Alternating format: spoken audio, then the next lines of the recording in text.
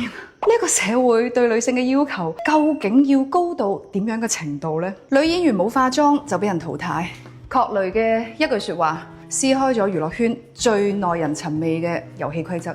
某一個女演員咧去探班嘅時候，佢冇打扮，咁跟住咧就被女評委咧當眾羞辱佢。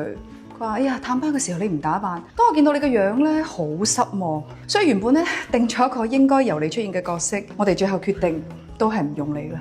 天啊！呢個社會對女性嘅要求究竟要高到點樣嘅程度呢？又要靚啦，又要瘦啦，你仲要時刻保持好似芭比娃娃咁精緻啦。如果唔係嘅話，你就不配。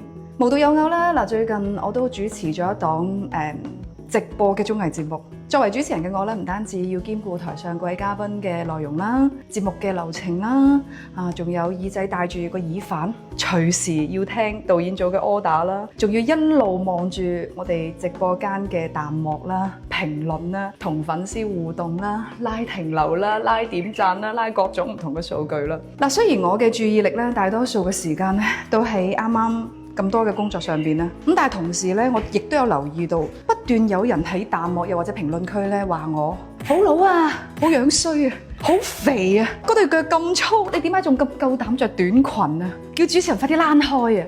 等等嘅一啲説話，所以我突然間醒悟到呢個世界，無論你點做，都會逃唔過俾人審判嘅命運嘅。喺職場度，你嘅能力再勁，一句說話形象唔夠啊，就可以令到你冇咗原本應該得到嘅機會。喺婚姻度，你付出咗再多，一句黃面婆就可以否定你之前所有嘅付出。而喺社交嘅網絡，如果你素顏嘅話，你就會俾人恥笑，話你好邋遢，不修邊幅。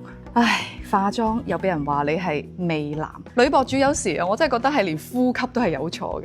所以真正嘅女性覺醒應該係點樣嘅呢？就應該好似郝蕾咁樣企出嚟 say no， 拒絕去用社會把尺去度量女人嘅腰，拒絕用資本嘅標籤去定義我哋嘅價值。女性嘅強大唔單止在於完美無瑕嘅面孔，而係在於我哋可以夠膽同呢個世界講，我嘅存在原本就係夠靚，唔需要你去評判。